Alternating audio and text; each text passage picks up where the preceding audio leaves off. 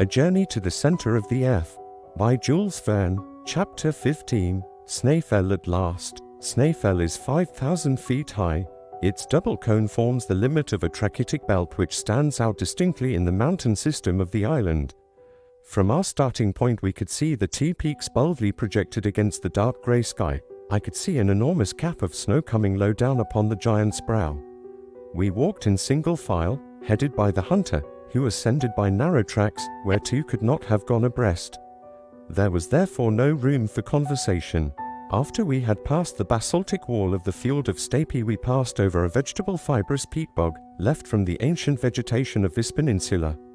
The vast quantity of this unworked field would be sufficient to warm the whole population of Iceland for a century. This vast turbary, measured in certain ravines, had in many places a depth of 70 feet, and presented layers of carbonized remains of vegetation alternating with thinner layers of tufaceous pumice.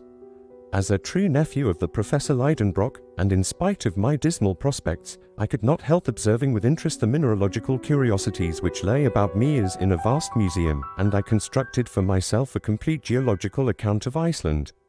This most curious island has evidently been projected from the bottom of the sea at a comparatively recent date. Possibly, it may still be subject to gradual elevation. If this is the case, its origin may well be attributed to subterranean fires. Therefore, in this case, the theory of Sir Humphrey Davy, Sir Nussem's document, and my uncle's theories would all go off in smoke. This hypothesis led me to examine with more attention the appearance of the surface, and I soon arrived at a conclusion as to the nature of the forces which presided at its birth. Iceland, which is entirely devoid of alluvial soil, is wholly composed of volcanic chifa, that is to say, an agglomeration of porous rocks and stones. Before the volcanoes broke out, it consisted of trap rocks slowly appraised to the level of the sea by the action of central forces. The internal fires had not yet forced their way through, but at a later period a wide chasm formed diagonally from southwest to northeast, through which was gradually forced out the trachyte which was to form a mountain chain. No violence accompanied this change. The matter thrown out was in vast quantities, and the liquid material oozing out from the abysses of the earth slowly spread in extensive plains or in hillocky masses. To this period belong the feldspar, cyanites, and porphyries. But with the help of this outflow the thickness of the crust of the island increased materially, and therefore also its powers of resistance. It may easily be conceived what vast quantities of elastic gases, what masses of molten matter accumulated beneath its solid surface whilst no exit was practicable after the cooling of the trachytic crust. Therefore a time would come when the elastic and explosive forces of the imprisoned gases would upheave this ponderous cover and drive out for themselves openings through tall chimneys. Hence then the volcano would distend and lift up the crust, and then burst through a crater suddenly formed at the summit or thinnest part of the volcano. To the eruption succeeded other volcanic phenomena. Through the outlets now made first escaped the ejected basalt, of which the plain we had just left presented such marvelous specimens. We were moving over grey rocks of dense and massive formation, which in cooling had formed into hexagonal prisms. Everywhere around us we saw truncated cones, formerly so many fiery mouths. After the exhaustion of the basalt, the volcano, the power of which grew by the extinction of the lesser craters, supplied an egress to lava, ashes, and scoriae, of which I could see lengthened screes streaming down the sides of the mountain like flowing hair. Such was the succession of phenomena which produced Iceland, all arising from the action of internal fire, and to suppose that the mass within did not still exist in a state of liquid incandescence was absurd, and nothing could surpass the absurdity of fancying that it was possible to reach the earth's center. So I felt a little comforted as we advanced to the assault of Snaefell. The way was growing more and more arduous, the ascent steeper and steeper, the least fragments of rock trembled beneath us, and the utmost care was needed to avoid dangerous falls. Hans went on as quietly as if he were on level ground. Sometimes he disappeared altogether behind the huge blocks, then a shrill whistle would direct us on our way to him. Sometimes he would halt, pick up a few bits of stone, build them up into a recognizable form, and thus made landmarks to guide us in our way back.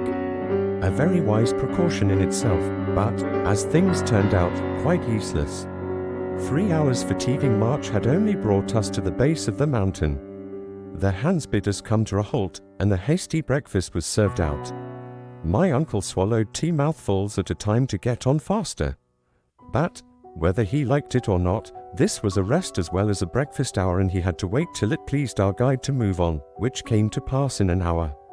The 3 Icelanders, just as taciturn as their comrade the hunted, never spoke, and ate their breakfasts in silence.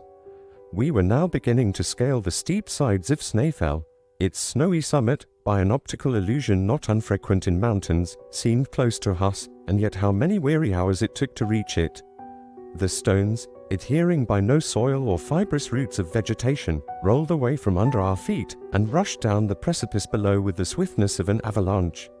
At some places the flanks of the mountain formed an angle with the horizon of at least 36 degrees. It was impossible to climb them, and these stony cliffs had to be tacked round, not without great difficulty.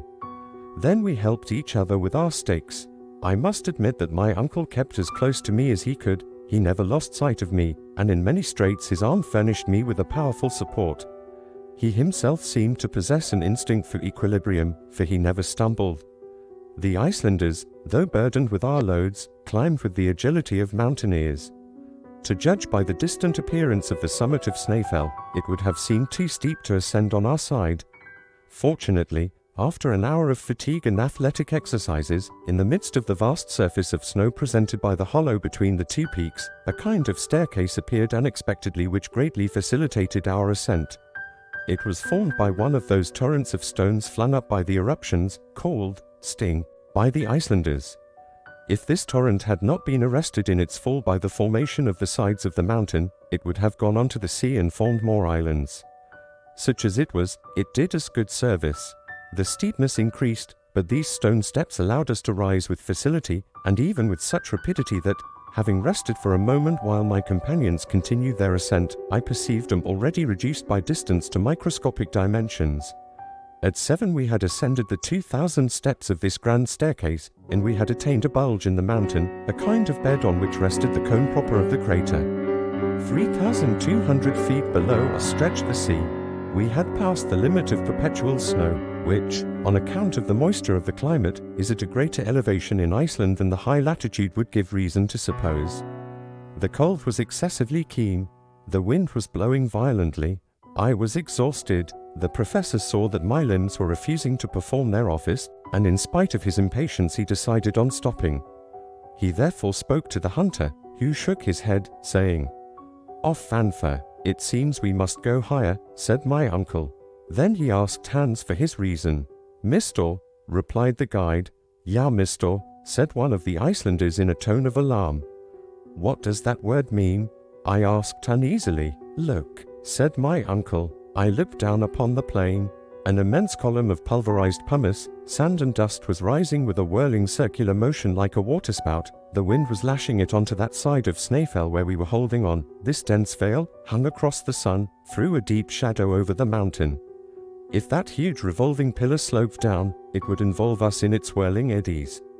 This phenomenon, which is not unfrequent when the wind blows from the glaciers, is called in Icelandic, mistor. Hastigt, cried our guide. Without knowing Danish, I understood at once that we must follow Hans at the top of our speed. He began to circle round the cone of the crater, but in a diagonal direction so as to facilitate our progress. Presently the dust storm fell upon the mountain, which quivered under the shock. The loose stones, caught with the irresistible blasts of wind, flew about in a perfect hail as in an eruption. Happily we were on the opposite side, and sheltered from all harm. That for the precaution of our guide, our mangled bodies, torn and pounded into fragments, would have been carried afar like the ruins held along by some unknown meteor. Yet Hans did not think it prudent to spend the night upon the sides of the cone. We continued our zigzag climb. The 1,500 remaining feet took us 5 hours to clear. The circuitous route, the diagonal and the counter marches, must have measured at least 3 leagues. I could stand it no longer. I was yielding to the effects of hunger and cold. The rarefied air scarcely gave play to the action of my lungs. At last, at 11 in a sunlight night, the summit of Snæfell was reached, and before going in for shelter into the crater I had time to observe the midnight sun, at his lowest point, gilding with his pale rays the island that slept at my feet.